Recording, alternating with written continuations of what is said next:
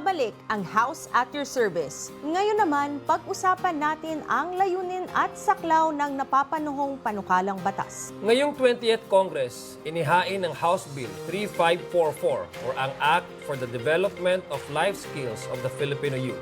Panurin po natin ito.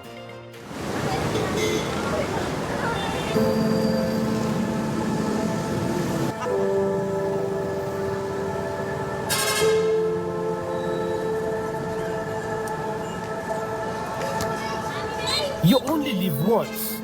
Isang kasabihang naglalarawan sa masigla at malayang kabataan.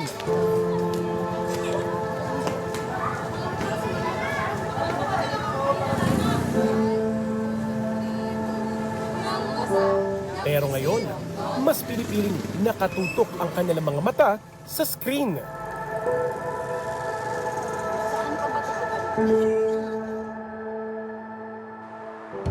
Dahil dito, kine-question kung saan ang disiplina ng mga kabataan. Ba naman yan? Puro ka naman cellphone.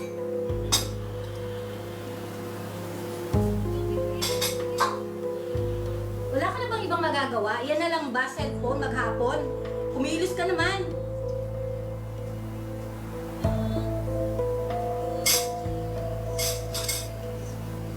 Kaya talaga mga kabataan, ang titigasan ng mga ulo. Kailangan nyo ng madisiplina.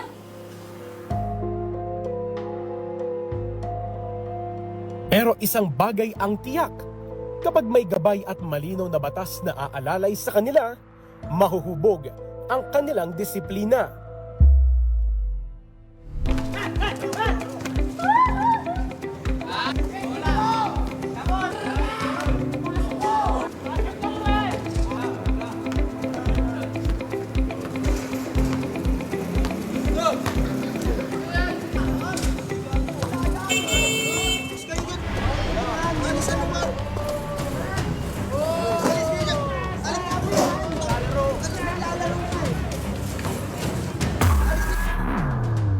Pero paano kung maisabatas na ang House Bill 3544 o ang Act for the Development of Life Skills of the Filipino Youth?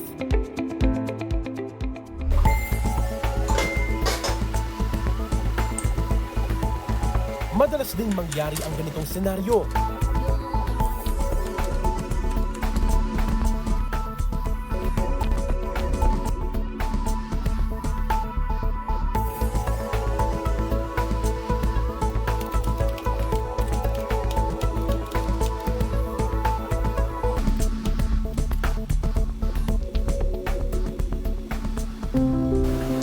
Isa lang naman ako, hindi ko na kailangan bumoto dyan.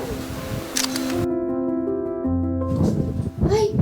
Kailangan ko na pala bumoto ngayon. Importante na yung boto ko ngayon. Sa akin nakasalala yung pinagbasa ng bansa.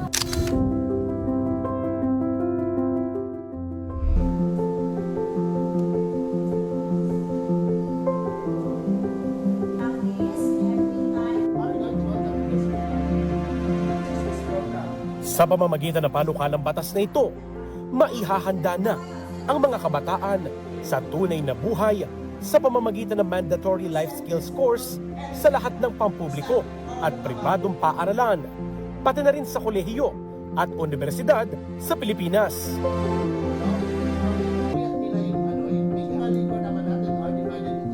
Layunin ng House Bill 3544 na ihanda ang mga estudyante sa adulthood sa pagtuturo ng mahahalagang kaalaman at praktikal na kasanayan na kailangan sa pang-araw-araw na buhay upang maging responsable, handa at aktibong mamamayan.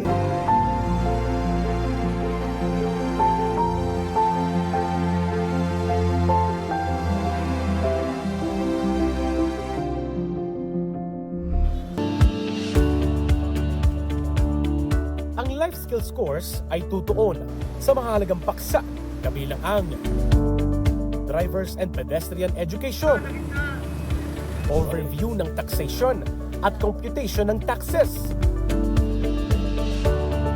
Pag-unawa sa istruktura at mga serbisyo mula sa gobyerno at basic civic duties,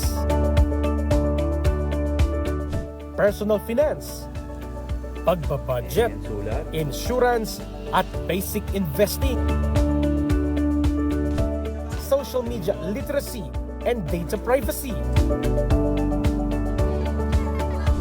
paghahanda sa kukuhaing propesyon, paggawa ng resume at interview skills. Kasama rin sa kursong ito ang pagpapakilala sa mga estudyante sa iba't ibang college programs at propesyon upang gabayan sila sa tamang pagpili ng karerang tatahakin. Kung maisa sa batas ang panukalang ito, malaking tulong ito sa kabataan dahil huhubugin sila para sa tunay na buhay. Handang harapin ang responsibilidad at maging matagumpay sa kanilang kinabukasan.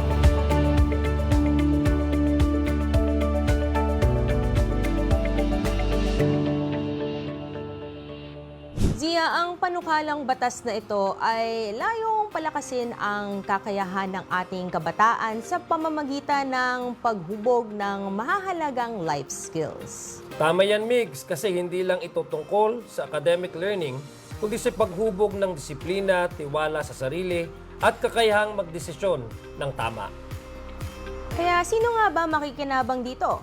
Ang mga kabataang Pilipino, estudyante man or out-of-school youth na kailangan mahasa ang decision-making, communication skills, financial literacy, leadership at problem-solving. At bakit mahalaga ang House Bill na ito? Kasi ang isang handa at may kakayahang kabataan ay susi sa isang matibay na kinabukasan ng ating bansa. Totoo yan, Zia, no? Kung nabasa mo yung House Bill, hindi lang siya yung ano bang life skills meron, no?